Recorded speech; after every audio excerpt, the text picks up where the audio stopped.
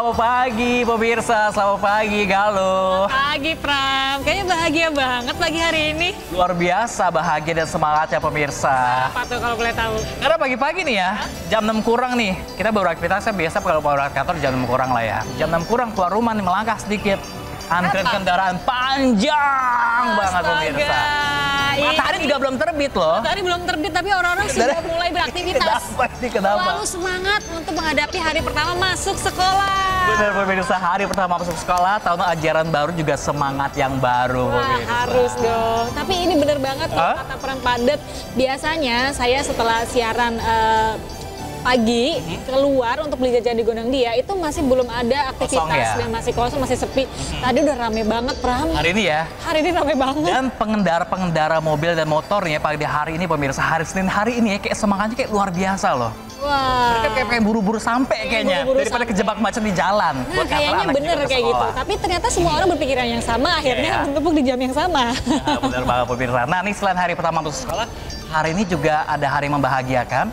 Karena sekolah rakyat juga mulai beroperasi hari ini. Wah, seru banget. Salah satu Bagus nih, inovasi pemirsa. dari pemerintah ya untuk membantu masyarakat yang miskin dan miskin ekstrim untuk bisa menempuh pendidikan, Iya. memutus mata rantai kemiskinan. Bener banget pemirsa, jadi pendidikan gak hanya untuk kalangan menengah atas juga, cuma kalangan bawah juga bisa menikmati pendidikan. Harus, karena kita tidak tahu ya bibit-bibit potensi untuk masa depan bangsa ada di semua orang, Bener ada di banget. semua anak dan anak-anak punya hak untuk Ya, menempuh bener banget. pendidikan. Bener banget. Kita berharapkan juga anak-anak ini bisa merubah nasib orang tuanya ke depan, keluarganya ke depan. Benar, satu keluarga ya. Oke, kita sapa dulu pemirsa. Ya, Selamat datang pemirsa dari Today. Apa kabarnya hari ini? Semoga selalu semangat ya. amin. Senang sekali pemirsa, kami kembali hadir selama 1,5 jam ke depan untuk memberikan berbagai informasi penting, menarik, dan inspiratif untuk Anda. Ya, dan dalam edisi kali ini kami akan menginformasikan langsung bagaimana situasi hari pertama sekolah di berbagai daerah. Bersama saya Galuh Pandu. Dan saya Pram saja pemirsa, inilah isu selengkapnya untuk Anda.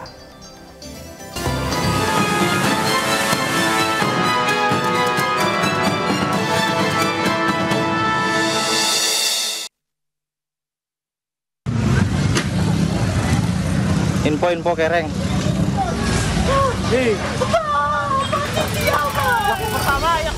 Pedagang di pasar dadakan tradisional di Kecamatan Sabangau, Palangkaraya panik saat api melalap kios mereka. Api yang semakin membesar melalap 8 kios yang jaraknya berdekatan. Petugas damkar yang datang ke lokasi langsung berusaha melakukan pemadaman.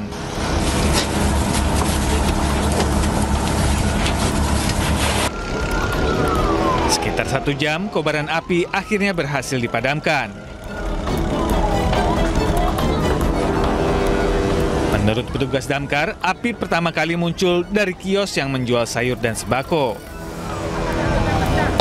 Atau pemilik warung sayur dan sembako mengaku bahwa pada saat itu yang bersangkutan sedang mencuci piring, tapi tidak selesai, lampu langsung padam. Dia langsung ke ruang tengah. Di warungnya itu ternyata api sudah berada di atas kulkas. Yang dia pikirkan hanyalah mengambil anaknya terus keluar. Polisi tengah menyelidiki penyebab pasti kebakaran dengan meminta keterangan dari sejumlah saksi.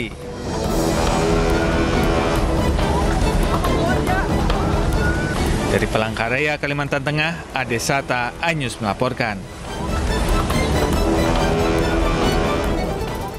Ya pemirsa, dari informasi kebakaran pemirsa, ini ada Satuan Polisi Pamong Praja bersama Dinas Perhubungan membubarkan aksi balap liar di kota Palangkaraya. Ya, warga resah ya dengan aksi balap liar tersebut karena membahayakan pengguna jalan lain.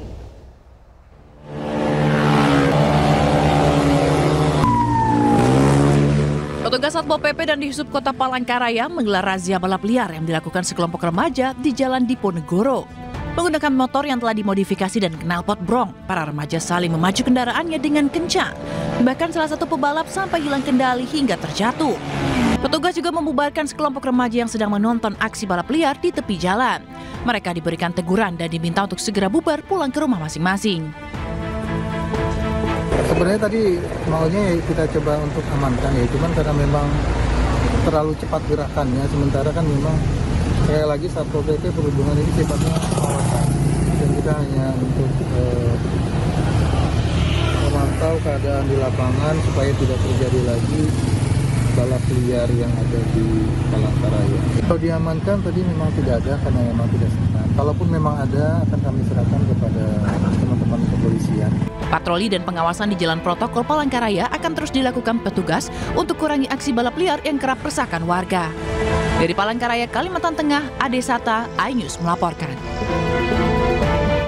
Seorang warga terjepit rel pemirsa saat melintasi pintu perlintasan kereta api di Bogor, Jawa Barat. Ya, ini korban pemirsa berhasil ditolong oleh lagi-lagi petugas pemadam kebakaran yang mengalami luka ringan karena terjepit selama hampir 30 menit lamanya pemirsa.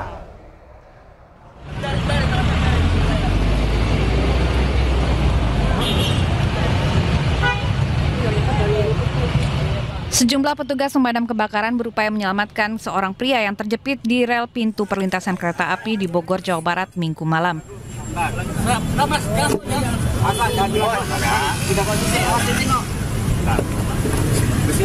Dengan menggunakan peralatan penyelamatan, petugas mengeluarkan kaki korban yang terjepit selama setengah jam. Akhirnya korban berhasil diselamatkan. Korban mengalami luka ringan.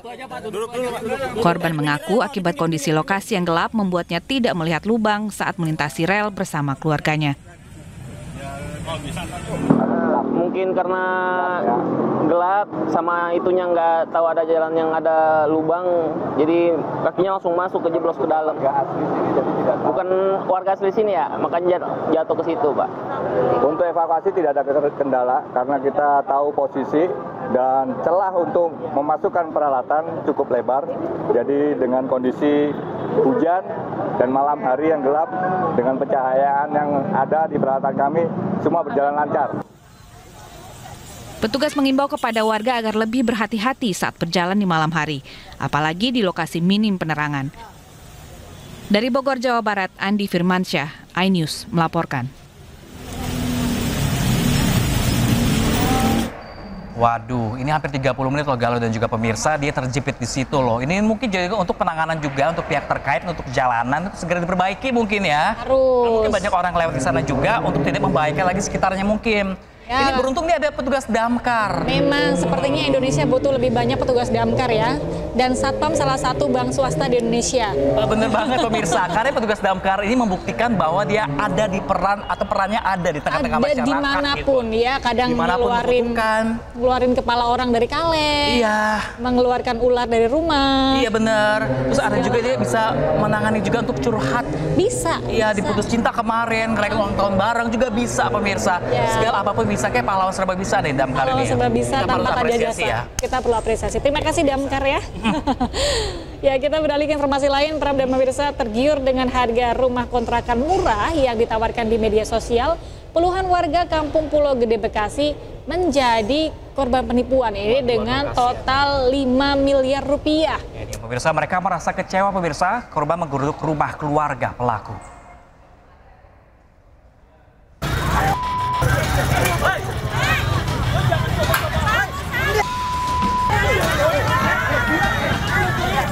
Puluhan warga yang menjadi korban penipuan rumah kontrakan murah menggeruduk rumah pelaku penipuan di Kampung Pulau Gede, Kelurahan Jaka Sampurna, Bekasi Barat. Warga terlibat keributan dengan salah satu keluarga pelaku. Sementara pelaku sendiri yang diketahui bernama Karsi telah melarikan diri. Setidaknya ada 57 warga yang tertipu rumah kontrakan murah. Mereka mengaku sudah memberikan uang muka puluhan hingga ratusan juta rupiah. Nyari duit aja sekarang susah, enaknya aja nipu. Bahkan ada sebagian warga lainnya yang sudah melunasi rumah kontrakan tersebut. Namun ternyata rumah kontrakan tersebut juga ditawarkan ke korban lain. Total kerugian hingga 5 miliar rupiah. Para korban tertipu rumah kontrakan murah yang ditawarkan di medsos atas nama Yurike, di mana 2 unit kontrakan ditawarkan hanya seharga 100 juta rupiah. Para korban kemudian diarahkan ke rumah seorang perempuan bernama Karsi yang mengaku pemilik kontrakan untuk bertransaksi. Para korban juga diajak bertemu dengan seseorang yang mengaku sebagai notaris yang ternyata hanya juru ketik. Setelah uang muka diberikan dan korban akan memeriksa kondisi rumah kontrakan, ternyata rumah tersebut sudah dirobohkan. Sampai saat ini totalnya dari 50 orangan lebih udah mencapai 5 miliar lebih. totalnya. Satu orang bisa kena tipu berapa, Pak?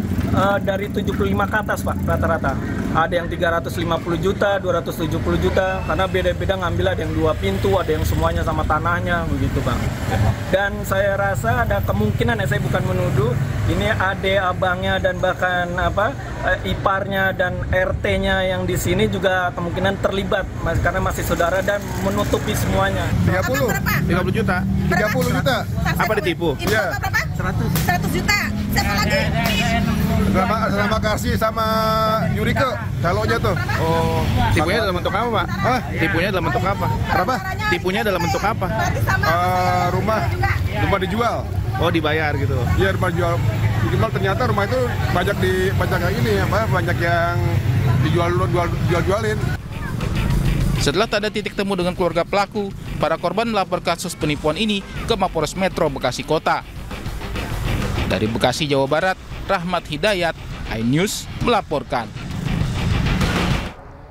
Ini namanya kita membeli rumah atau menyewa rumah, harus melihat Biasanya langsung ke lokasi, survei langsung rumahnya seperti apa, kondisinya seperti apa, Riset buat dulu, perjanjian, baru kita bayar. Jangan beli kucing dalam karung yang nggak jelas juntrungnya. Benar, apalagi dalam jumlah yang besar. Jumlahnya besar banget, sampai puluhan juta, ratusan juta juga bahkan pemirsa. Benar sih, emang sosial media ini kayak mempermudahkan sesuatu ya, untuk penjualan, pembelian gitu loh. Cuman kita harus lebih teliti lagi sebagai pembeli nih, sebagai penyewa nih, barangnya seperti apa.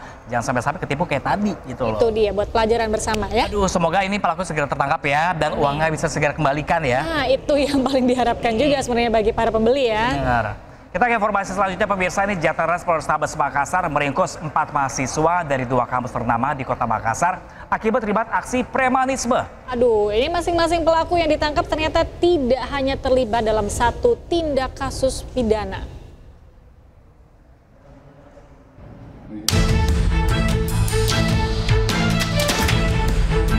Viral seorang mahasiswa dikeroyok hingga terlibat adu jotos di kantin kampus Universitas Dipa Makassar.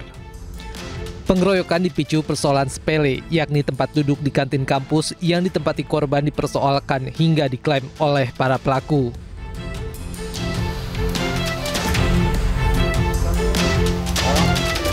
Tim Jatras Polrestabes Makassar yang menerima laporan meringkus 4 pelaku di rumahnya dan di salah satu asrama mahasiswa di Kota Makassar. Masing-masing pelaku yang ditangkap tidak hanya terlibat dalam satu kasus tindak pidana, namun turut terlibat dalam aksi penyerangan di salah satu kampus swasta di Kota Makassar yang menyebabkan 1 mahasiswa alami luka tebas di kepala akibat diserang oleh kawanan pelaku. Rektor Universitas Dipa Makassar menyayangkan akan kejadian ini. Tindakan tegas akan diberikan kepada mahasiswa usai proses sidang kode etik. Akibatnya sanksi skorsing hingga pemecatan bahkan pidana penjara kini menanti para pelaku. Kan itu. Iya, Pak. Karena mahasiswa seharusnya datang ke kampus itu bukan untuk berkelahi, tapi datang untuk belajar. Makanya untuk menjadi koreksi bahwa ini kita coba proses kembali semua apa yang menjadi masalah dalam kenapa sampai ada yang beginian, kenapa sampai ada perkelahian. Nah, saya sudah minta kepada WR3 untuk membahas kembali dan mengambil tindakan lebih keras kembali kepada orang-orang yang melakukan hal-hal tersebut. Kenapa? Kita inginkan kampus tenang dalam hal belajar. Kalau sampai terjadi hal tersebut, berarti orang yang tidak menginginkan kampus belajar dengan tenang, nah itu yang kita tidak inginkan ada di dalam kampus. Sejumlah mahasiswa yang diamankan kini ditahan di Polrestabes Makassar guna proses hukum lebih lanjut.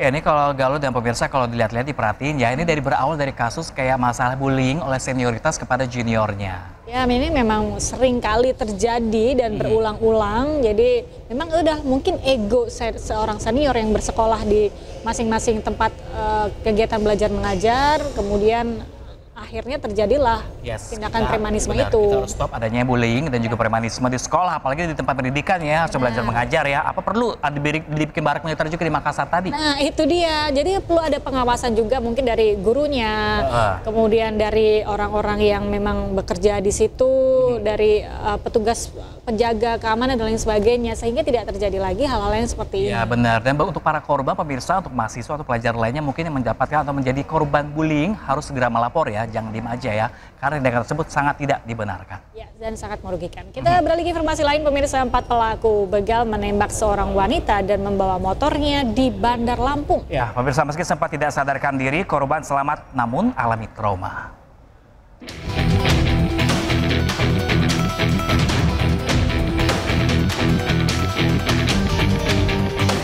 Seorang perempuan menjadi korban begal di kota Bandar Lampung, Lampung pada Minggu pagi. Dari video yang beredar, korban tergeletak di seberang sebuah SPBU dan disampaikan belum ada pihak keluarga yang menjemputnya. Beruntung korban masih selamat. CCTV merekam detik-detik korban diintai 4 pelaku yang berboncengan. Pelaku kemudian mendongkrak pistol dan membawa motor korban. Korban yang berusaha melawan tertembak di kepala hingga tak sadarkan diri. Korban kemudian dibawa ke rumah sakit untuk mendapatkan perawatan intensif. Untuk korban sementara masih di rumah sakit, masih ditangani dengan medis. Untuk keadaannya sadar, tapi masih belum bisa kita konfirmasi karena masih trauma. Untuk sepeda motornya berhasil dicuri dia? Untuk sepeda motor berhasil dibawa 4 pelaku itu. Polisi memburu 4 pelaku begal tersebut. Rekaman CCTV dijadikan bukti sekaligus untuk mencari identitas pelaku. Dari Bandar Lampung, Lampung, Andreas Afandi, iNews melaporkan. Ya, pemirsa, selain tukang ojek, pemirsa, seorang warga sipil juga tewas ditembak orang tidak dikenal di Puncak Jaya, Papua Tengah. Ya, kasus tersebut diduga berkaitan dengan aktivitas kelompok kriminal bersenjata di Kota Mulia.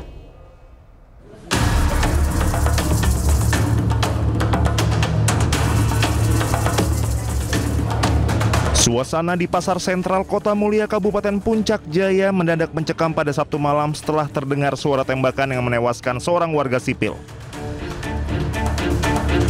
Korban Edi Hermanto, 39 tahun, warga asal Probolinggo, Jawa Timur yang berdomisili di distrik Pagaleme, Kabupaten Puncak Jaya, ditemukan meninggal dunia dengan luka tembak di pelipis mata kiri yang menembus ke bagian belakang kepala. Berdasarkan informasi jaringan, tragedi ini juga kuat terkait aktivitas kelompok kriminal bersenjata dipimpin oleh Papua Limbo dengan keterlibatan aktif dari Oni Mamberamo dan Ombak Elumbi. Kelompok ini diketahui membawa senjata api dan telah menunjukkan gerak-gerik mencurigakan di sekitar Pasar Baru dan wilayah Kota Mulia. Polisi mengimbau masyarakat agar tetap waspada dan tidak mudah terprovokasi aksi kejahatan yang dilakukan kelompok kriminal bersenjata. Dari Timika, Papua Tengah, Nathan Making, iNews melaporkan. Kita ke Sumatera, pemirsa. Seorang nelayan di Banyuasin, Sumatera Selatan terluka di leher diduga tertembak oleh aparat TNI AL saat melaut. Nah, ini pemirsa, sementara pihak TNI AL masih mendalami penyidikan kasus ini.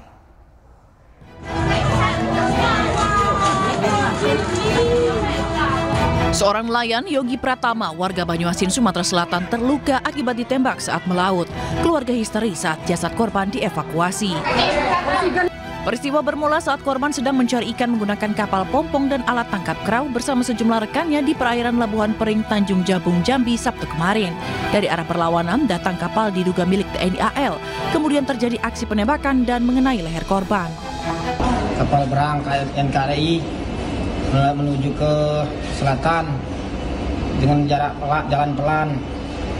Aku bangunkan anak buahku, itu ada kapal materi, hati-hati, nanti kita di dekatnya, kataku. Tiba-tiba dia belok kiri. Nah, belok kiri langsung menuju arah kita. Langsung kita potong alat tangkap kita tadi. Aku lari berdua, kapal kita lari ya. Dikejarnya terus sampai kapal satunya hampir dapat. Kini korban masih dirawat intensif di rumah sakit, sementara pihak TNI AL masih mendalami penyelidikan peristiwa penembakan ini. Dari Banyuasin, Sumatera Selatan, Ahmad Saiful, iNews melaporkan. Ya, pemirsa, kembali bersama kami di iNews Today langsung dari iNews Center Jakarta. Pemirsa, kita ke informasi selanjutnya dari murid SDN Tebet Timur 15 pagi antusias di hari pertama masuk sekolah. Ya, ini orang tua juga ikut mengantar dan mendampingi anak-anak mereka masuk sekolah di hari pertama. Dari kepala sekolah yang marilah sekarang kita bersama-sama. Sebelum memasuki kelas, murid mengikuti apel. Begitu juga dengan orang tua mereka. Masa pengenalan lingkungan sekolah ditandai dengan bernyanyi dan memecahkan balon. Anak-anak bersemangat menyambut hari pertama sekolah. Murid baru kelas 1 akan diberi pengenalan mengenai sekolah baru.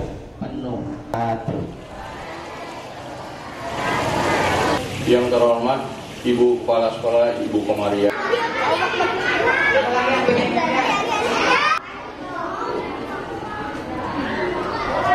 Nah, seperti apa situasi di sana, para pemirsa? Sudah ada rekan Ismalia Meidasari yang akan melaporkan situasi terkini dari SD Negeri Tebet Timur 15 Jakarta Selatan. Ya, selamat pagi Ismalia. Seperti apakah jalannya suasana hari pertama sekolah di sana? Ya, selamat pagi Pram, Galuh, dan juga pemirsa. Memang hari ini merupakan hari pertama anak masuk sekolah. Dan pada hari ini juga dilakukan atau diberlangsungkan masa pengenalan lingkungan sekolah. Dan saat ini kami berada di SD Negeri Tebet Timur 15 pagi. Yang dimana saat ini bisa dilihat juga di layar televisi Anda. Ini saat ini anak-anak kelas 1 ini sedang dikumpulkan di aula untuk sedang diperkenalkan lingkungan sekolah ini seperti apa. Pram, Galuh, dan juga pemirsa, coba ini saya akan ajak ngobrol-ngobrol sedikit salah satu anak baru SD di SD Negeri tempat kami melaporkan. Halo, selamat siang Adik. Selamat siang juga. Selamat siang. Ada namanya siapa? Jihan. Ada Jihan. Oh iya, gimana perasaannya hari ini masuk sekolah pertama gimana? Senang. Baik, senang. Tadi masuk sekolah jam berapa, Adek? Jam 6. Bang. Jam 6. Oh, jam 6. Tadi diantar sama siapa? Ami sama Abi. Sama siapa? Ami sama Abi. Oh, sama Ami sama Abi. Oh ya, ya Pram dan juga pemirsa, ini bisa dilihat juga anak-anak sangat antusias sekali pada hari ini mengikuti masa pengenalan lingkungan sekolah. Ini sangat antusias sekali, memang sedari pagi mereka sudah berkumpul di sekolah ini. Pram dan juga pemirsa, tadi juga sempat diadakan apel, sempat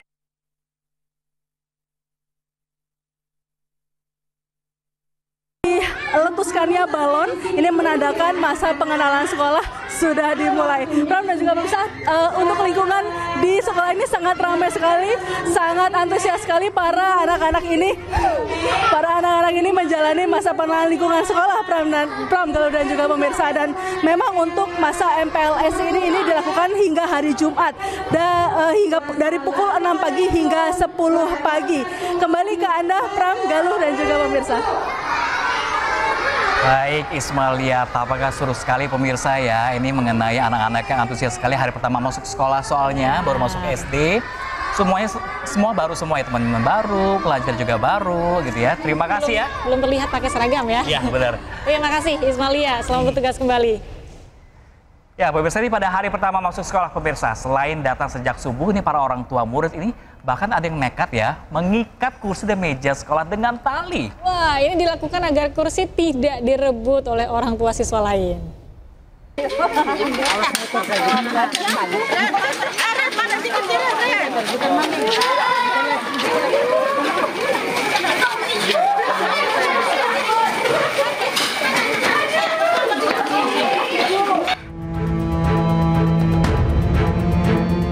Orang tua siswa langsung berlarian menuju ruang kelas sesaat setelah gerbang sekolah SD Negeri 4 Kedokan Agung, Kabupaten Indramayu dibuka. Mereka rela mengantri sejak subuh untuk berebut kursi bagi anak-anaknya di hari pertama sekolah. Bahkan para orang tua siswa ini juga mengikat kursi dan meja dengan tali dan menempelkan nama anak-anak mereka untuk menjaga kursi dari siswa lain. Pertama masuk sekolah, wali murid atau anak-anak sekolah berdatangan lebih awal. Kadang-kadang ya sebelumnya sudah memberikan tanda di meja atau di kursi dengan berbagai macam, ada yang diikat, ada yang tempel nama, dan lain-lain. Duduk di depan supaya menerima pelajaran dengan jelas katanya.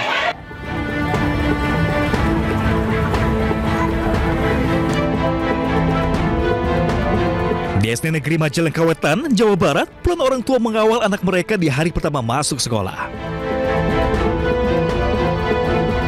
Mereka rela datang lebih pagi dibanding waktu masuk sekolah untuk berebut posisi kursi.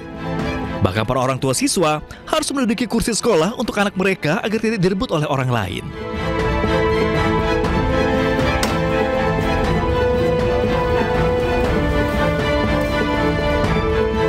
Sementara itu, wali murid dan siswa SDN Tegal Besar 3 di Jember, Jawa Timur datang sejak pukul 5:30 pagi di hari pertama sekolah. Meski sekolah belum sepenuhnya dibuka, namun para wali murid sudah lebih dulu berebut kursi paling depan untuk anak-anak mereka. Ini anaknya pengen duduk di depan, biar tahu cepat tahu ada menangkap pelajaran itu. Menangkap pelajaran itu. Para wali murid masih beranggapan bahwa posisi menentukan prestasi. Dengan duduk di barisan depan, mereka berharap anak-anak dapat menyerap pelajaran lebih mudah. Tim Liputan iNews melaporkan.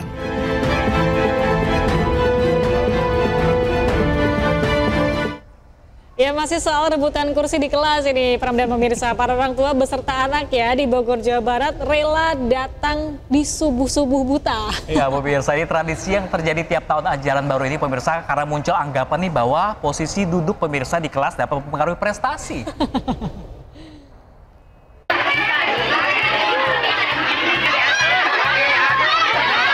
Hari pertama masuk sekolah, siswa bersama orang tuanya sejak subuh sudah menanti di depan pintu kelas tepatnya di SDN Babakan 2, Kecamatan Tenjo. Ketika pintu dibuka, para orang tua yang dominasi ibu-ibu ini berdesakan langsung berebut masuk ruang kelas. Bahkan perdebatan antara para ibu pun tak terhindarkan mempertahankan masing-masing anaknya mendapatkan bangku sekolah. Ibu dari jam 5 di sini. Takut nggak kebagian kelas apa gimana, Bu? Nggak takut kebagian kelas, anaknya pengen di depan. Oh, anaknya pengen di depan. Tiap ajaran baru anak-anak seperti itu Mas. Masuk subuh. Paling subuh, Bu ya. Alasannya mau cari bangku katanya, padahal biasanya kan diatur sama guru. Emang tradisi. Tradisi, Bu ya? Setiap tahunnya apa gimana, Bu? Setiap tahun ajaran baru. Semangat dan antusias para orang tua bersama anaknya ini demi mendapatkan bangku di kelas dengan posisi terbaik. Karena masih ada anggapan bahwa posisi duduk di kelas dapat mempengaruhi prestasi belajar siswa. Dari Kabupaten Bogor, Jawa Barat, Iwan Setiawan, iNews melaporkan. Ya, fenomena yang tiap tahun terjadi di tahun ajaran baru memang jadi tradisi sih. Jadi tradisi. Tapi kayaknya waktu kita kecil dulu, waktu kita sekolah nggak ada rebutan. Masalah nih zaman kelas 1 SD, kayaknya nggak sampai segitunya juga sampai rebutan gitu ya. Bangku, karena pada akhirnya nanti kebijakan akan kembali ke wali kelasnya masing-masing, duduknya di rolling ibu-ibu. Ini ibu kayak nggak pernah sekolah aja. Ya, tapi kita apresiasi nih. Antusias mereka, semangat mereka mengantarkan anaknya ke sekolah. Mungkin juga dengan mengantarkan anak-anak sekolah, orang tua mengantarkan anak sekolah, ini menjadi hubungan koneksi nih antara pendidikan di sekolah juga pendidikan di rumah, pemirsa. Membangun koneksi emosional dan kedekatan dengan anak-anak supaya bisa memantau juga gimana nanti proses belajar mengajar anak-anak di sekolah, gitu kan. Pemirsa, ini masih dari masuk hari pertama sekolah, pemirsa. Ini murid dan orang tua, murid antusias pemirsa pada hari pertama sekolah rakyat Sentra Mulia Jaya Jakarta ini beroperasi. Wah, di hari pertama ini sejumlah murid datang bersama dengan orang tua mereka.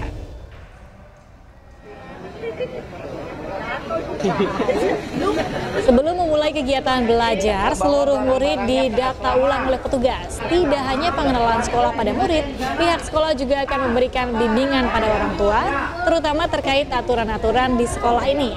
Kurikulum belajar di Sekolah Rakyat Sentra Mulia Jaya Jakarta sedikit berbeda dari sekolah lain, di antaranya dalam pendidikan disiplin dan karakter.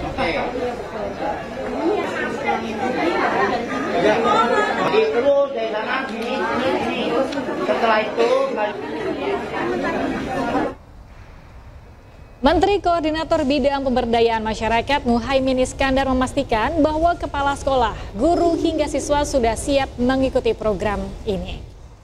Menggunakan perintah Undang-Undang Dasar 20% dari anggaran APBN kita dalam untuk pendidikan. Nah, dalam konteks itu ada langkah cepat agar kemiskinan ini kita putus mata rantainya dengan cepat dan efektif, terutama yang di desil 1 kemiskinan ekstrim.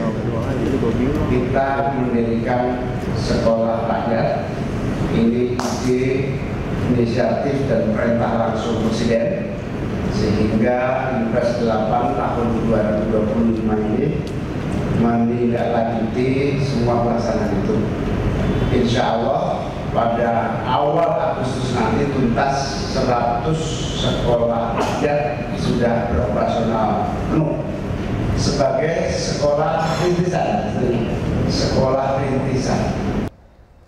Wih, ini salut dengan program pemerintah yang baru ini yang semakin merakyat dengan mendirikan sekolah rakyat. Berarti ini kan semuanya gratis ya Galuh ya? Gratis dong. Galuh ini apakah fasilitasnya memadai? Bagus nggak nih Galuh nih semuanya? Ada katanya tinggal di mes juga nih. Peralatannya gimana? Ya, ini serba gratis sih kayak agak pesimis. Tapi tenang aja. Jadi beberapa waktu kemarin saya datang meliput ke sana dan melihat langsung fasilitas yang ada di sekolah Sentra Handayani. Serius? Kemudian lihat ada asramanya, ada kasurnya, ada mejanya, ada lemarinya, serius. Sekomplit itu? Penasaran? Kita lihat liputannya sama-sama.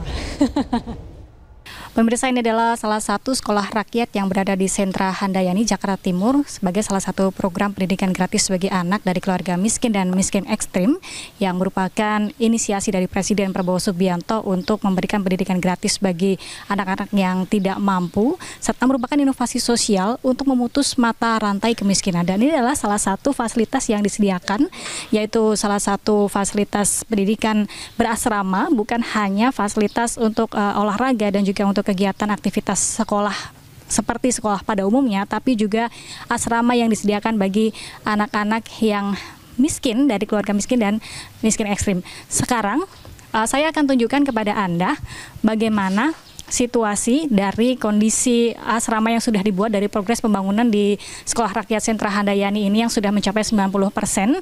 Ada beberapa asrama atau tempat penginapan yang disediakan untuk anak-anak yang nantinya bersekolah di sini. Lokasinya sedikit jauh dari lapangan, namun di sini Anda bisa lihat progresnya sudah 90%. Dan disinilah Anda bisa melihat ada salah satu penginapan, ada kamar yang sudah tersedia di dalam. Kita akan masuk ke dalam. Ini ada kamar, kemudian ada almari, ada meja belajar, dan anak-anak yang bersekolah di sini nantinya bisa menikmati fasilitas ini. Di Sentra Handayani Jakarta Timur ini nantinya akan menampung sekitar 75 siswa, dan secara total keseluruhan baik dari pemerintah ini akan mencapai target sekitar 65 sekolah rakyat di seluruh Indonesia dalam 1 tahun pelajaran, yang kemudian selanjutnya akan menampung sekitar 20.000 siswa dalam 1 tahun pelajaran dan 3.000 tenaga pendidik serta 7.000 tenaga support pendidik lainnya dalam sekolah-sekolah yang akan disebar di berbagai daerah di Indonesia. Dan ini merupakan program dengan membutuhkan anggaran dari Kementerian Sosial ini senilai 1 triliun untuk 100 sekolah dan 1 triliun, sekitar 1 triliun juga untuk Kementerian PU untuk 100 sekolah. Artinya 1 sekolah ini bisa membutuhkan biaya baik untuk operasional tenaga pendidik maupun biaya operasional sarana dan prasarana ini membutuhkan sekitar 20 miliar rupiah untuk 1 wilayah atau 1 sekolah rakyat. Dan sementara sudah ada 60 sekolah yang sudah ada di berbagai daerah di Indonesia dengan target masing-masing kabupaten adalah 1 dan akan menyasar anak-anak dari keluarga yang miskin dan miskin ekstrim, sehingga nantinya dengan memberikan akses pendidikan bagi anak-anak dari keluarga yang miskin dan miskin ekstrim ini akan memutus mata rantai kemiskinan, sehingga akan membuka akses-akses pendidikan dan juga membuka akses-akses kesejahteraan yang lebih maju lagi. Dari Jakarta, Galuh Pandu, Yudi Permana, Anyus melaporkan.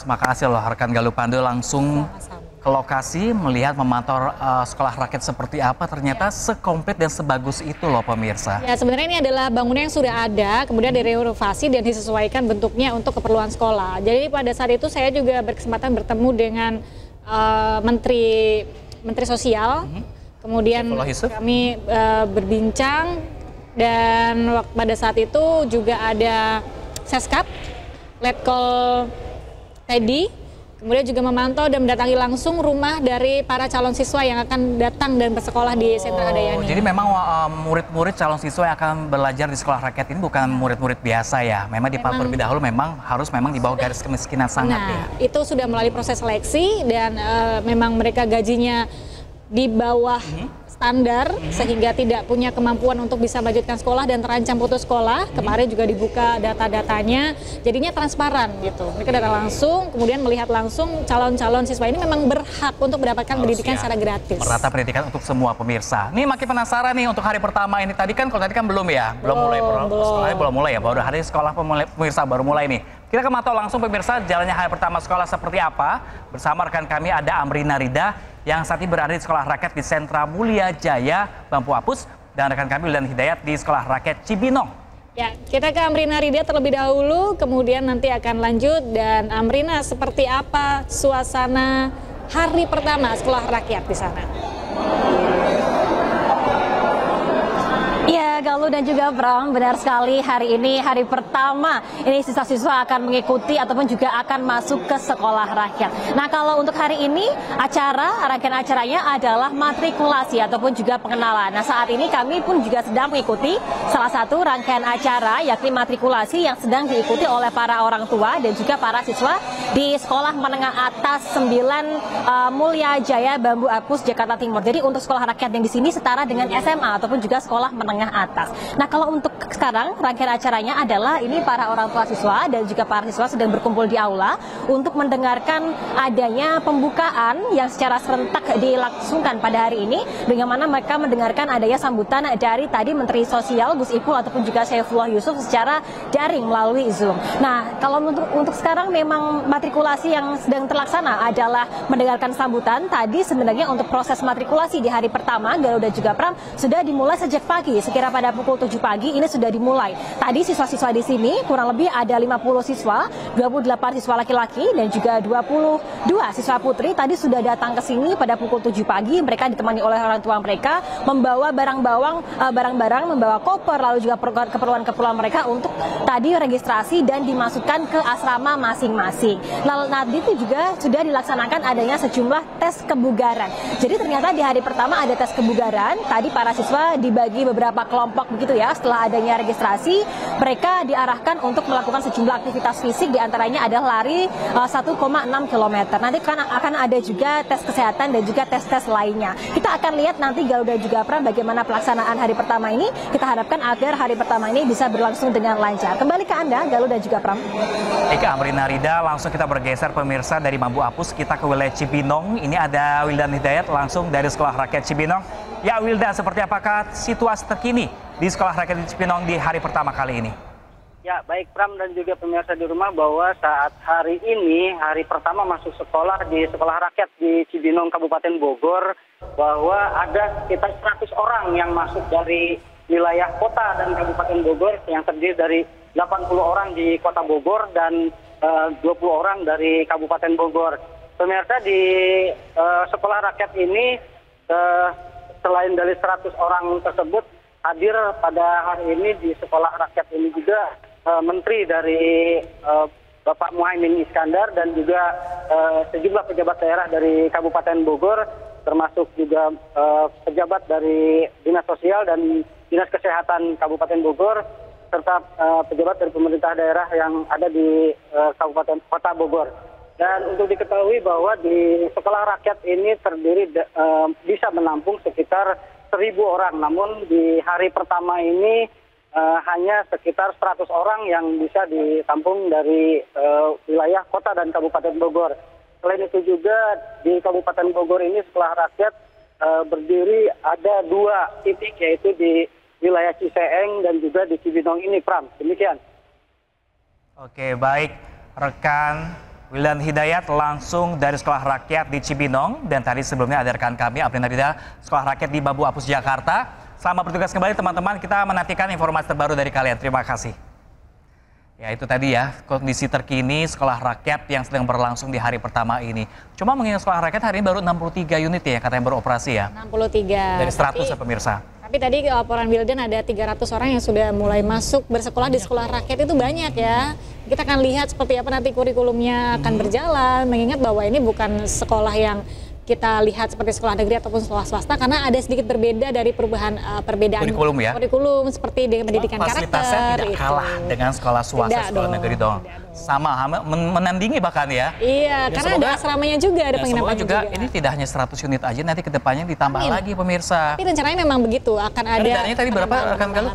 Dananya ini ada 2 triliun rupiah untuk 2 kementerian. 100 sekolah. Yang satunya untuk sarana prasarana, yang satunya untuk operasional gitu. Tapi mengingat 2 triliun untuk 100 sekolah kayak kurang nggak sih? Kurang.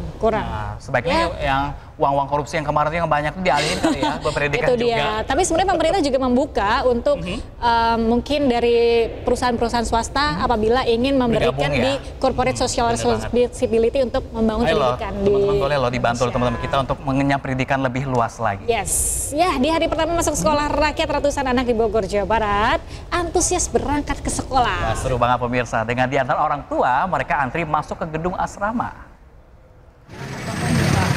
Ya pemirsa, lebih dari 100 siswa didik diantar orang tua mereka ke sekolah rakyat di kawasan Keradenan, Cibinong, Kabupaten Bogor. Mereka diantar hingga pintu gerbang asrama. Fasilitas sekolah dinilai cukup memadai, biaya sekolah pun gratis. Siswa juga mendapat aneka perlengkapan sekolah lengkap. Adapun program sekolah rakyat di Kabupaten Bogor sudah berjalan di 2 titik sekolah, yakni tingkat SMP dan juga SMA. Rencananya tahun depan pemerintah akan membangun kembali sekolah rakyat di Kecamatan Jasinga, Kabupaten Bogor. Muhammad Fatir. Sangat membantu sekali. Soalnya saya anak yang pertama juga putus sekolah. Iya, jadi ya sangat membantu banget ya pokoknya. Merasa khawatir ya? Anak ini selama 3 tahun awalnya khawatir, cuma pas udah datang ke sini lihat sini kayaknya enggak aman. Sekolah rakyat di sentra Inten Suwaina ini ada sekitar 100 orang. Dari 100 orang itu 85 orang wilayah Kota Bogor, 15 orang Kabupaten Bogor tingkat SMP. Persiapan dari kemarin kita cek alhamdulillah tempat tidur, ruang kelas, laboratorium, sarana prasarana yang lainnya itu sudah siap untuk Langsung dari iNews Center Jakarta, pemirsa, Anda kembali menyaksikan iNews Today. Sebuah rangkaian KRL relasi Jakarta-Kota Bogor terkena lemparan batu hingga alami kerusakan di pintu dan jendela. Nah, diketahui pemirsa, pelaku pelemparan adalah anak-anak yang sedang bermain di pinggir rel yang iseng melempar batu.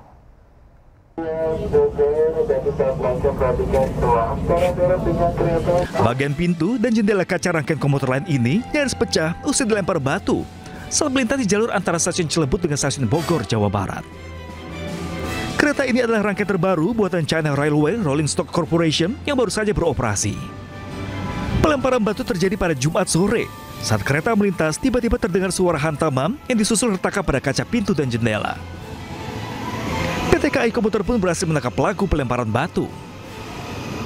Setelah mendapat laporan, petugas pengamanan kami langsung melakukan penelusuran dan terduga pelaku berhasil ditangkap, seorang anak laki-laki. Selanjutnya kami serahkan ke kantor polsek setempat untuk dilakukan proses lebih lanjut sesuai dengan aturan yang berlaku. 2 pelaku bocah berusia 8 dan 10 tahun tersebut adalah warga Kelurahan Cibogor, Bogor Tengah. Mereka ditemui oleh para petugas KAI yang menyisir di lokasi pelemparan. Dari pemeriksaan kepolisian, diketahui 2 anak sedang bermain di pinggir rel dan iseng lempar batu ke arah kereta yang melintas. Setelah dilakukan mediasi secara keluargaan di kantor Polsek Bogor Tengah, ya, dari kedua belah pihak, dari pihak PT KAI dan orang tua anak tersebut. Pak, mereka itu sedang apa sih, Pak? Jadi saat itu kedua orang anak itu sedang bermain lempar-lempar batu, kemudian pada saat kereta melintas, batu tersebut mengenai kaca kereta tersebut. Meski tak ada korban jiwa, namun rangkaian kereta buatan Cina itu tak bisa beroperasi selama 3 hari ke depan karena harus dilakukan perbaikan. KAI pun meminta kepada orang tua agar selalu mengawasi dan memberikan edukasi kepada anak-anak mereka agar tidak lagi melakukan aksi pelemparan batu ke kereta yang melintas. Dari Jakarta, Rani Sanjaya, iNews melaporkan. Ini menjadi dilema juga kalau pelakunya anak-anak tidak bisa dikenai pidana. Jadi menjadi PR untuk orang tua. Orang tuanya. Kewajiban bagi orang tua mengawasi anak-anaknya, memberikan edukasi untuk anak-anaknya. Ini mengganggu kemaslahatan publik. Nah, ini selain kereta jadi nggak beroperasi hari ini 3 hari pemirsa, jadi kan semuanya ke bagian kereta di gerbong ini. Kebayangkan teman-teman yang naik KRL kayak apa berdesak-desakannya masuk kereta kalau kekurangan gerbong. Tambah juga anak-anak jangan main lah di pinggir rel, bahaya pemirsa. Dijaga lagi anak-anak untuk bermain ya. Kita ke kasus selanjutnya pemirsa, di kasus kematian diplomat muda Kementerian Luar Negeri Arya Daru Pangayunan masih jadi misteri. Ya, dari rekaman CCTV terbaru, seorang penjaga kos bolak-balik mengintip kamar korban dari celah pintu sambil berkomunikasi dengan orang lain lewat ponsel.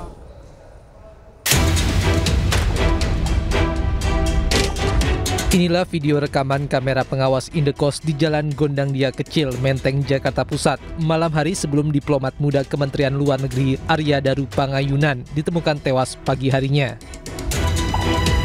Sekitar pukul 00:27 8 Juli, nampak seorang penjaga kos berjalan mondar-mandir di sekitar kamar kos korban. Sambil berkomunikasi lewat telepon genggam, penjaga kos kemudian mengintip kamar korban melalui celah pintu. Diduga penjaga kos tengah berkomunikasi dengan orang terdekat korban yang meminta memeriksa keberadaan korban di dalam kamar. Tidak terlihat gerak-gerik mencurigakan dari penjaga kos atau keberadaan orang lain. Video itu merupakan rekaman terakhir aktivitas yang terlihat di halaman indekos sebelum Arya Daru Pangayunan ditemukan tewas pada pagi harinya dengan wajah terlilit lakban. Polisi selidiki setiap detail barang bukti termasuk jejak sidik jari pada lakban yang melilit bagian kepala korban. Selain itu, polisi juga menunggu hasil penyelidikan patologis terhadap organ tubuh korban. Usai olah TKP, polisi pastikan tak ada dokumen dan barang berharga yang hilang. Tidak ada indikasi kekerasan pada tubuh korban.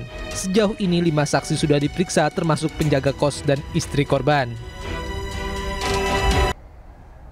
Komisioner Kompolnas mendatangi rumah almarhum Brigadir Nur Hadi, polisi yang dibunuh atasannya di Lombok Barat, Nusa Tenggara Barat. Ya, Kompolnas menyatakan akan transparan dalam penyidikan kasus ini. Ya, pemirsa, 2 komisioner Kompolnas yang datang ke rumah Brigadir Nur Hadi adalah Supardi Hamid dan Arif Wicaksono. Mereka menemui istri Brigadir Nur Hadi, Elma Agustina. Dalam pertemuan, istri korban berharap penyelidikan dilakukan secara transparan. Selain itu, Kompolnas juga membuka masukan untuk Polri, terutama nasib anak korban. Sebelumnya, polisi telah menetapkan 3 orang tersangka. 2 diantaranya dihentikan dengan hormat dari Polri. Selain proses yang transparan, mereka terus mendapatkan informasi yang berkelanjutan terkait peristiwa ini. Juga mereka menitipkan harapan kepada kami, melalui kami kepada Polri, menyangkut anak-anak dari almarhum Nur Hadi. Nah, kami nanti akan mencoba untuk meminta kepada baik Polda maupun Polri secara keseluruhan melalui biar semuanya dituntaskan sama nggak yang berlanjut saja. Terima kasih semua. Tadi sempat minta apa katanya soal jaminan? Minta hak dan kewajiban.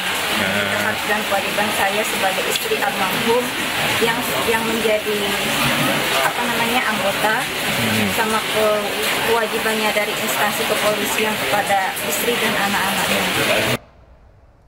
Ya, pemirsa, kasus kematian Brigadir Nur Hadi yang diduga tewas dibunuh 2 atasannya membuat Bareskrim Polri turun tangan. Ya, Bareskrim akan memberi petunjuk tentang teknis dan taktis pembuktian.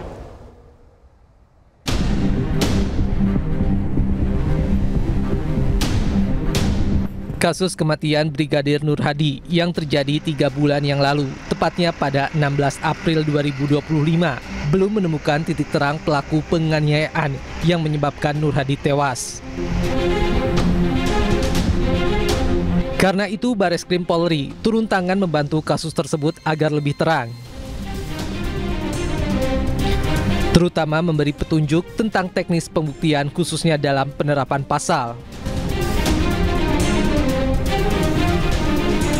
Direktur Tindak Pidana Umum Bareskrim Polri Brigjen Juhandani Rahajopuro menyatakan pihaknya hanya memberikan asistensi karena hasil pembuktian secara saintifik masih adanya penerapan pasal yang kurang tepat serta tambahan pasal yang kita sarankan. Sejauh ini Polda NTB sudah menetapkan 3 tersangka, yakni Kompol Imade Yogi Purusa Utama selaku atasan, Ibda Haris Chandra, dan seorang wanita Misti Puspitasari. Ketiganya kini ditahan di Polda NTB. Tim Liputan iNews melaporkan. Ya, fakta-fakta baru terungkap dalam kasus kematian tragis Brigadir Nur Hadi di Gili Trawangan, Lombok Utara. Ya, pemirsa, ini penyebab kematian korban ternyata akibat adanya tindak kekerasan yang diduga dilakukan oleh atasannya sendiri.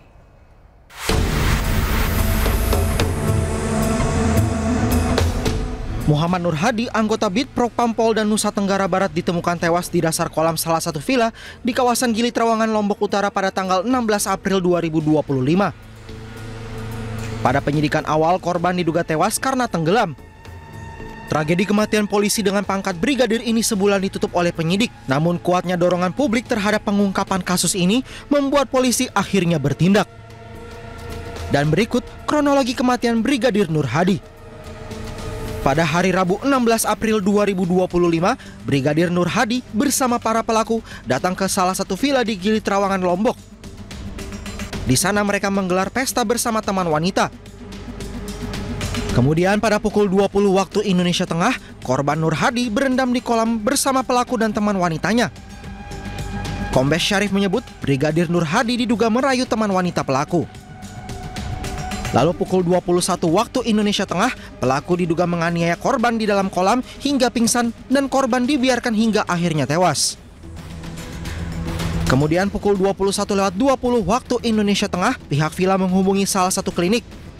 Korban sempat diberikan pertolongan pertama, namun kondisinya tidak memberikan respons. Korban dinyatakan meninggal dunia pada pukul 22.14 waktu Indonesia Tengah. Hal itu terungkap dari hasil otopsi. Penyidik kemudian memeriksa 18 saksi untuk mengungkap kasus itu. Tim Liputan iNews melaporkan. Ya, pemirsa, kembali di ISUD bersama saya Pram Senjaya dan juga rekan saya Galuh Pandu. Ini lagi yang menghebohkan lagi, pemirsa. Apa itu? Di masyarakat banyak ditipu, pemirsa. Ini sejumlah produsen beras di Indonesia diduga melakukan praktik penipuan terhadap konsumen di Indonesia dengan nilai kerugian mencapai 99 triliun rupiah per tahunnya. Menurut Menteri Pertanian Amran Sulaiman, modus perusahaan beras yakni mengoplos beras kemasan yang diklaim premium atau medium dengan beras biasa atau mengurangi kuantitas beras dalam setiap kemasan. Saat ini menurut Amran ada 212 merek beras yang diproduksi tidak sesuai aturan. Amran sudah melaporkan temuan Kementerian Pertanian pada Kapolri Jenderal Listio Sigit Prabowo dan Jaksa Agung ST Burhanuddin. 4 perusahaan besar produsen merek beras yang isinya tidak sesuai regulasi kini tengah diperiksa polisi. Keempatnya adalah Wilmar Group, PT Food Station Cipinang Jaya, PT Belitang Panen Raya, dan PT Sentosa Utama Lestari. Ada 212 yang ditemukan oleh Satgas Pangan dan Kementerian Pertanian. Bersama-sama itu tidak sesuai dengan regulasi yang ada. Semuanya ini yang 212 merek kami sudah kirim langsung ke Pak Kapolri, kemudian Satgas Pangan dan Pak Jaksa Agung. Mudah-mudahan ini diproses cepat. Kami sudah terima laporan tanggal 10 2 hari yang lalu itu telah mulai pemeriksaan. Kami berharap ini ditindak tegas dan kepada saudara-saudara yang lain pengusaha beras seluruh Indonesia jangan melakukan hal serupa. Jangan melakukan hal serupa. Tolong menjual beras sesuai standar yang sudah ditentukan. Aduh, miris ya. Banyak sekali pemirsa jumlah mereknya yang ternyata menyalahi aturan, ada 212 beras. Banyak banget. Nah, ini ibu-ibu mungkin yang di rumah mungkin Galuh juga suka belanja beras, coba dicek-cek lagi brand tersebut masuk nggak ke 212 itu. Nah, itu dia. Kadang kan kalau kita belanja di warung-warung Madura, yang warung kecil itu kan nggak ada mereknya. Ya. Dia juga nggak tahu juga kualitasnya apakah sesuai dengan standarnya atau tidak gitu. Nah, ini beda lagi, beras premium masuknya ke swalayan ya. Masuknya swalayan. Udah percaya, udah ke filter nih barang-barang ini asli nih, original nih, tanpa menyalahi aturan. Ternyata Ternyata ada pemain di belakang ya. Itu mencederai kepercayaan masyarakat, padahal sudah masuk swalayan. Dan kalau sekarang beras kemarin sempat minyak juga kan. Jadi sebenarnya yang korupsi itu bukan hanya pejabat, tapi kita juga perlu juga dong, tolong dong pengusaha-pengusaha kalau mau ambil keuntungan tuh yang halal gitu loh. Nanti di akhirat dicatat loh. Dicatat ya. Makanya jadi kita harus sama-sama ya, bukan hanya mencari tahu atau mengata-ngatai pejabat korup, tapi juga ternyata pengusaha juga bermain juga. Yang dirugikan adalah balik-balik ke masyarakat ini loh. Masyarakat dirugikan. Jadi kalau gitu kita beli beras biasa aja kalau begitu. Atau nanam sendiri apa? Nanam sendiri? Nanam sendiri ya, panen sendiri ya. Ya, kita beralih ke informasi lain pemirsa. Ratusan pekerja terpaksa di PHK dampak ditutupnya sebuah perusahaan tambang emas di Lebak, Banten. Ya, pemirsa, perusahaan tambang tersebut tutup karena terkendala izin.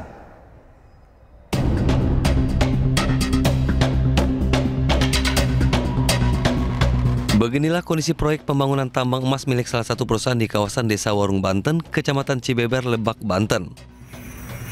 Perusahaan SBJ ditutup oleh Kementerian Lingkungan Hidup pada 12 Oktober 2023 lalu akibat diduga mencemari, merusak lingkungan dan belum lengkapnya dokumen perizinan. Penutupan perusahaan ini berdampak pada pemecatan ratusan karyawan. Saat ini salah seorang mantan karyawannya beralih profesi menjadi pekerja serabutan dan menjerat burung di hutan demi menyambung hidup. Warga berharap pemerintah memberikan izin pertambangan agar warga dapat kembali bekerja. Nggak bisa bertani atau gimana gitu Pak? Bertani bisa terus nggak punya lahannya Pak, nggak punya sawahnya kalau pun tani. Jadi tetap berharap bekerja di perusahaan lagi ya? Berharap bekerja di perusahaan lagi. Kita PT SBJ sudah lama berhenti beroperasi, hampir 2 tahun. Nah, selama hampir 2 tahun itu, masyarakat yang dulu bekerja dengan kami, ini kan kehilangan mata pencarian, Bang. Tapi kemudian mereka pengen masuk lagi. Nah, PT SBJ kan tidak bisa mengakomodir. Tidak hanya memphk ratusan karyawan, penutupan tambang ini juga berdampak pada pemecatan 150 buruh bangunan yang membangun bangunan pabrik dan mes karyawan. Dari Lebak, Banten, Iskandar Nasution Ainis melaporkan. Presiden Prabowo Subianto melakukan rangkaian kunjungan kenegaraan di Eropa. Ya, pemirsa, rangkaian kunjungan ini diharapkan bisa memperkuat kerjasama Indonesia dan juga Uni Eropa.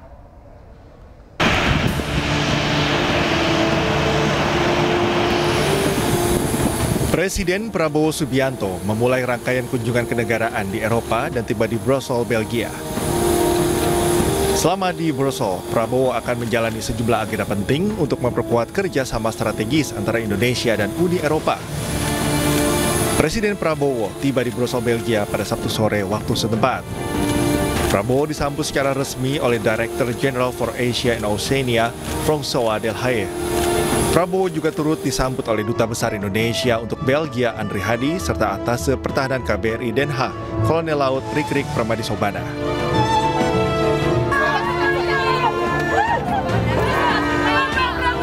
Terima kasih sekali. Dari bandara, Presiden Prabowo menuju ke hotel tempatnya bermalam. Sambutan hangat dari para diaspora pun mengiringi kehadiran Prabowo di hotel. Selama di Belgia, Presiden Prabowo dijadwalkan melakukan serangkaian pertemuan penting dengan para pemimpin lembaga tinggi Uni Eropa. Seperti pertemuan dengan Presiden Dewan Eropa Antonio Costa, serta bertemu dengan Raja Belgia Philip di Istana Laken. Kunjungan Bapak Presiden akan bertemu dengan Presiden Ursula von der Leyen dan juga Presiden daripada EU Council, plus berkunjung ke Raja. Ini tentu merupakan sebuah milestone baru di tengah situasi ketidakpastian. Berarti antara Indonesia dan EU itu akan produk kita bisa masuk ke Eropa dengan tarif 0. Presiden Prabowo Subianto bertemu dengan Presiden Uni Eropa Ursula von der Leyen di kantor Uni Eropa. Pertemuan ini menciptakan sejumlah kesepakatan, salah satunya terkait perdagangan. Bahkan, Presiden Prabowo menyebut Uni Eropa tetap berperan penting untuk Indonesia. And I would like once again to apologize for visiting you on a Sunday. I know this is a very out of the ordinary, so this is a really great honor that you give me, and also a great sacrifice. But I think this also shows the importance that we attach to the relationship between Indonesia and the European Union. Very important in this is always the second and the third element. The second element is to diversify our trade relationships. So this big and important political agreement on a free trade agreement with Indonesia. Sejumlah rangkaian pertemuan ini diharapkan bisa memperkuat kerjasama Indonesia dengan Uni Eropa di tengah kebijakan tarif impor yang sangat tinggi, yakni 32% dari Amerika Serikat. Your Excellency. Ya, pemirsa, Presiden Republik Indonesia Prabowo Subianto juga memimpin rapat terbatas di sela kunjungan kerja di Belgia. Ya, didampingi oleh 7 menteri, Kabinet Merah Putih dan Mensesnek Prasetyo Hadi, Prabowo menyoroti penanganan cuaca ekstrim di Indonesia. Dilakukan lewat konferensi video, rapat terbatas digelar dari Belgia untuk membahas berbagai isu penting. Dari perkembangan program sekolah rakyat, Koperasi Merah Putih, hingga penegakan hukum di Indonesia. Selain itu, Presiden juga menekankan kesiapan pemerintah dalam menghadapi cuaca ekstrim yang saat ini tengah terjadi di berbagai wilayah Indonesia. Selain menggelar rapat terbatas dari Belgia, Presiden dijadwalkan melanjutkan lawatan luar negerinya ke Perancis untuk memenuhi undangan dari Presiden Perancis Emmanuel Macron.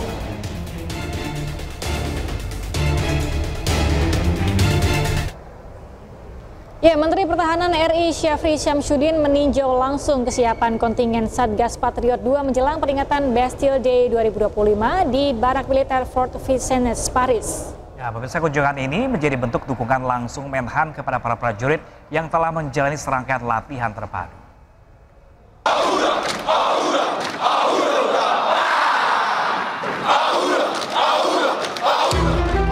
Menteri Pertahanan RI Syafri Syamsuddin meninjau langsung kesiapan kontingen Satgas Patriot 2 menjelang peringatan Bastille Day 2025 di Barak Militer Fort Vincennes, Paris.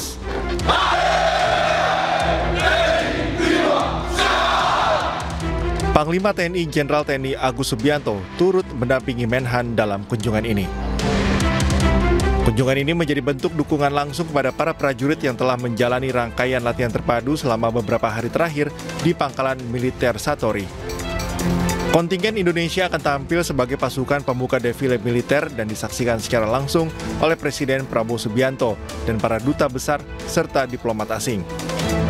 Keikutsertaan Indonesia dalam ajang ini merupakan bagian dari diplomasi pertahanan sekaligus simbol penguatan kerjasama bilateral Indonesia-Perancis di bidang pertahanan. Menhan menekankan bahwa keikutsertaan Satgas Patriot 2 dalam acara Bastille Day di Prancis merupakan sebuah kesempatan yang sangat berharga dan kehormatan bagi Indonesia. Datang untuk menyemangati kalian dengan harapan bahwa semua langkah tindak yang kalian lakukan besok itu menunjukkan bahwa kita adalah negara yang sedang bangkit, kita adalah negara yang disiplin, dan kita adalah negara yang bermartabat di mata fora internasional. Selain memberikan penghargaan, Menhan juga melakukan pengecekan langsung terhadap kesiapan pasukan, memastikan bahwa setiap individu, baik prajurit maupun taruna dan taruni, dalam kondisi prima dan siap memberikan penampilan terbaik. Ya, pemirsa, usai menikmati libur panjang bersama cucu-cucunya, Presiden ke-7 Republik Indonesia Joko Widodo kembali ke kediamannya di Kelurahan Sumber Banjarsari, Kota Solo, Jawa Tengah. Ya, pemirsa, kepulangan Jokowi ini sekaligus juga pemirsa menjadi jawaban atas berbagai spekulasi yang sempat beredar terkait kondisi kesehatannya.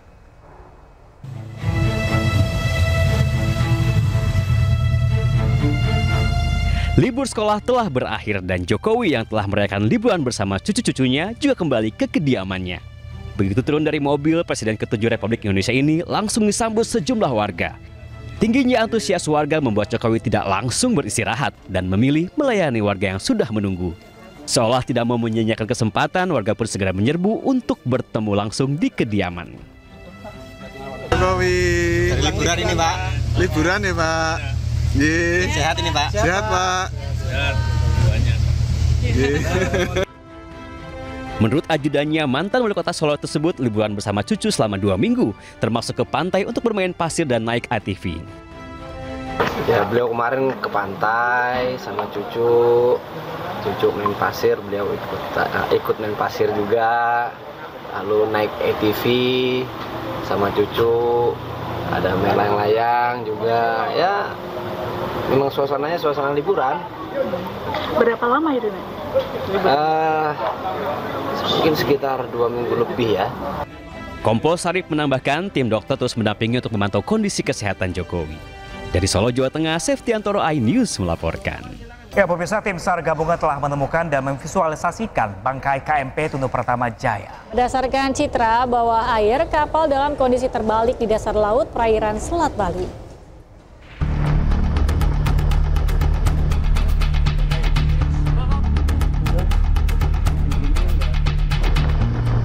Tim SAR gabungan terus melanjutkan pencarian terhadap badan kapal motor penumpang Tunu Pratama Jaya yang tenggelam di perairan Selat Bali. Tim unit pencarian dan pertolongan laut melaksanakan operasi SAR bawah air dan mendapatkan visual posisi KMP Tunu Pratama Jaya di titik referensi 8. Tim SRU Laut menggunakan kamera bawah air mendapatkan objek KMP Tunu Pratama Jaya dalam kondisi terbalik dengan nama juga tertera. Usai mendapatkan titik bangkai kapal, tim SAR memasang tali hingga ke dasar untuk melanjutkan proses evakuasi bangkai kapal. Hingga saat ini data posko operasi SAR dan potensi SAR gabungan di Pelabuhan Ketapang Banyuwangi menyebutkan hingga Sabtu malam jumlah korban selamat tercatat 30 orang. 18 korban ditemukan meninggal dan 17 korban lainnya masih dinyatakan hilang dan dalam pencarian. Tim Liputan iNews melaporkan. Ya, berdasarkan keterangan Deputi Operasi Pencarian dan Pertolongan serta Kesiapsiagaan Basarnas, Laksamana Muda TNI Eko Suyanto menyebut dari hasil temuan bangkai kapal KMP Tunu Pratama Jaya, tim terkait akan segera melakukan perambuan posisi bangkai kapal. Dan kita evaluasi dengan hari ini dengan pembanding gambar KMP Tunu Pratama Jaya.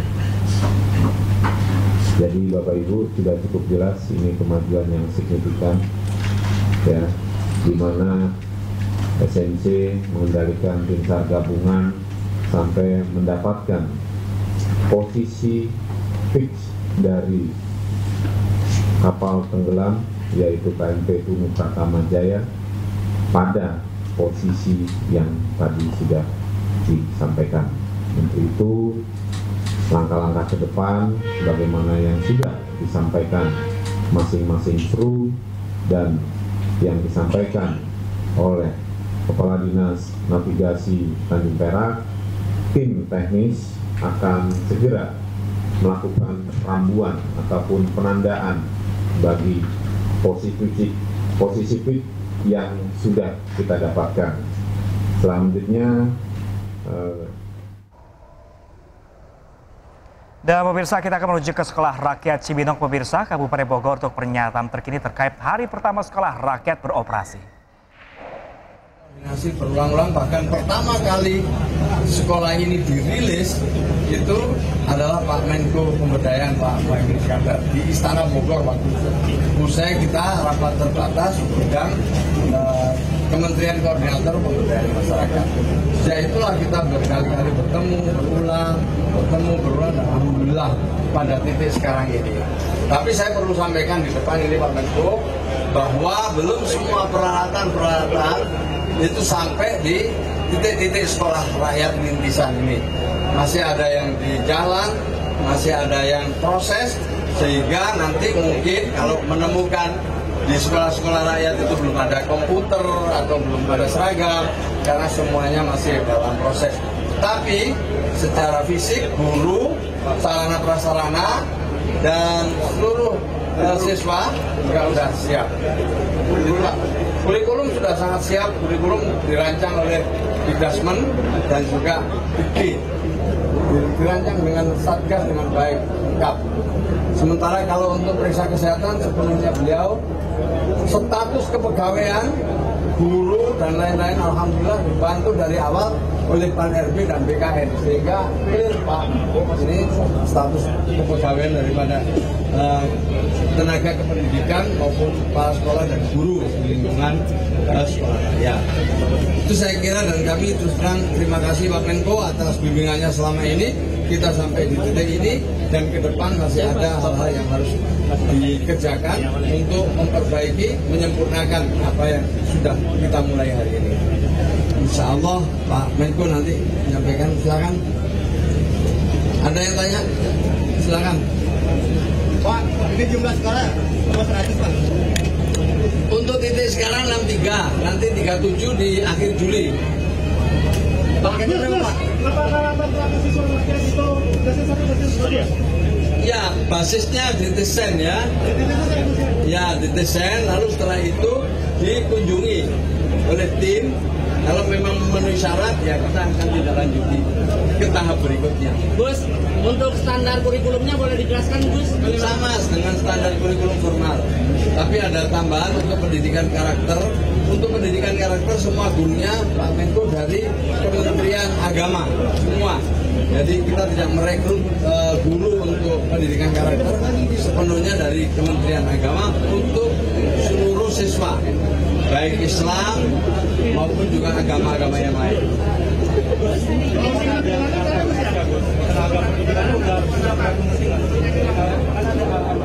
Oh, LMS ya, LMS-nya itu kan untuk guru, modul ajar salah satunya ya.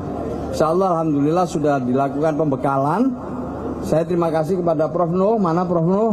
Ini ada yang tanya soal LMS. Jadi semua guru udah mengikuti pembekalan dan alhamdulillah mereka sangat terbantu dengan adanya satu modul ajar yang disediakan oleh Sekolah Rakyat yang merupakan hibah dari salah satu yayasan tadi.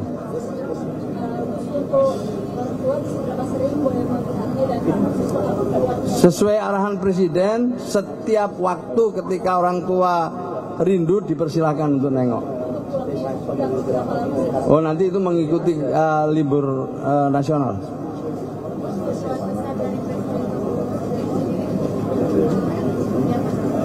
Ya, kan sudah dijelaskan sama Pak Menko tadi.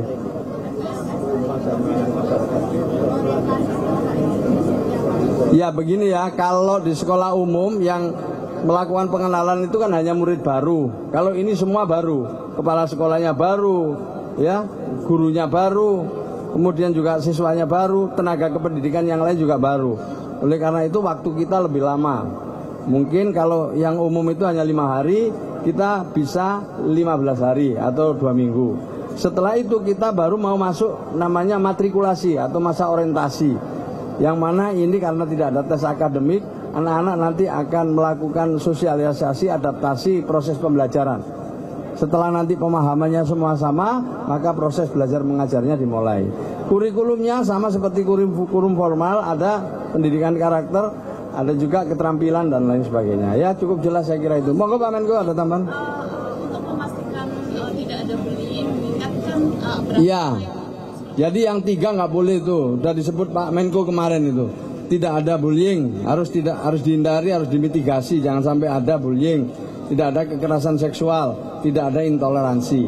Nah dalam keperluan ini kita kerjasama ya dengan Kementerian Pemberdayaan Perempuan dan juga dengan KPAI, kemudian juga dengan beberapa lagi lembaga untuk memitigasi agar itu tidak terjadi dengan mekanisme, prosedur, dan mungkin nanti juga dengan teknologi. Cukup jelas ya, lagi monggo penutup.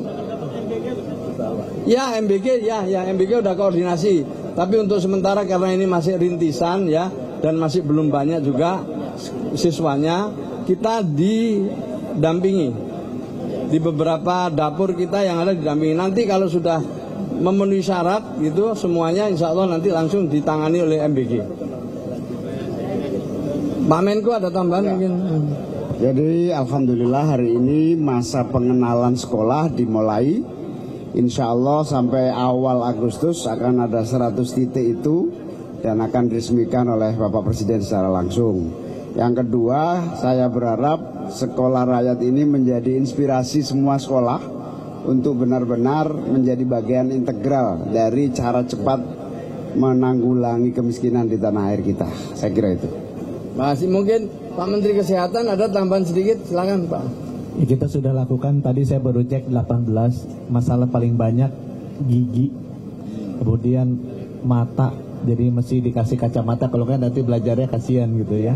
Sama juga yang kaget ada prehipertensinya lumayan, ya jadi nanti anak-anak ini akan kita urus supaya nggak pernah sakit. Kalau perlu selama sekolah sehat terus, itu tugasnya. Ya, jadi kacamata itu paling penting. Kacamata, Pak. Dulu saya malas baca ternyata karena lupa. Nilainya jelek bukan karena itu, karena nggak bisa lihat. Pak NRB, gimana status kita, Bu?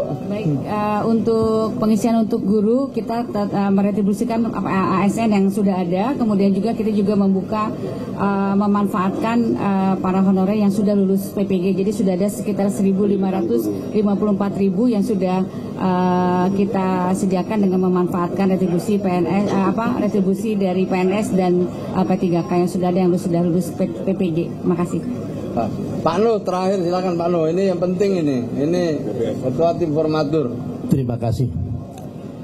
Sekolah rakyat ini sekolah yang tadi sudah disampaikan baik oleh Pak Menko, Pak Mensos, tidak pakai tes.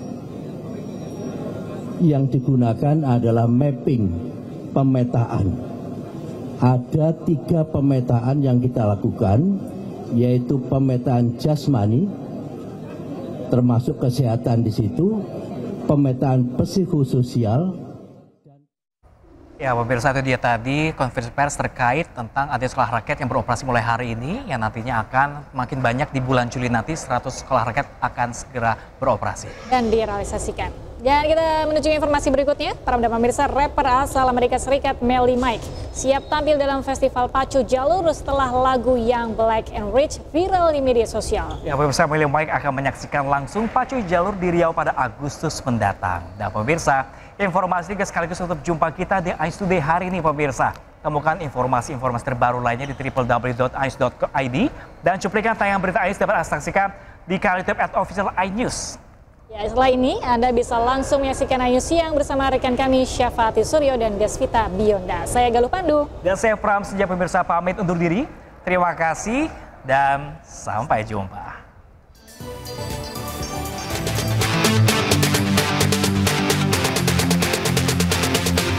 Setelah viral aula farming di media sosial, tarian Pacu Jalur yang dibawakan oleh Ryan Arkadika menarik perhatian dari berbagai kalangan di dunia.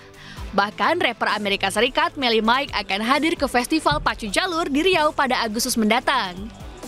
Melly Mike mengaku siap membawakan lagunya dan ikut melestarikan budaya Riau yang mendunia tersebut. Kepala Dinas Pariwisata Provinsi Riau membenarkan kedatangan pencipta lagu yang Black and Rich tersebut. Pihaknya juga telah menjalin komunikasi dengan pihak Melly Mike. Insya Allah dia hadir tanggal 17 sudah datang ke Riau dari Amerika. Ya, itu sudah kita dan dia udah minta tolong cari travel, udah kita kasih travel dan mereka udah kontak, udah beli tiket juga. Ya, alhamdulillah lah, ini beberapa influencer yang hadir dan itu apalagi kalau dia udah nyiptakan lagu hadir kan, tentunya itu bisa ditonton berapa juta orang.